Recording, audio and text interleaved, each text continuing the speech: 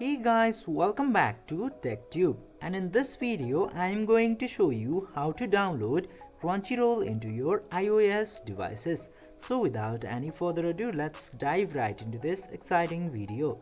Now, in order to download Crunchyroll into your iOS devices, you just simply have to open your App Store application at first, and after opening the App Store, just simply search for Crunchyroll into App Store.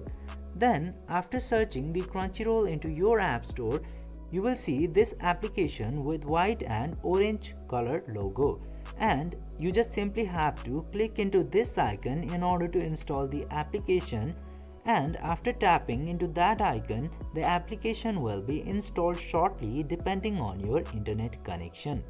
By following these very easy steps, you can easily download Crunchyroll application into your iOS devices.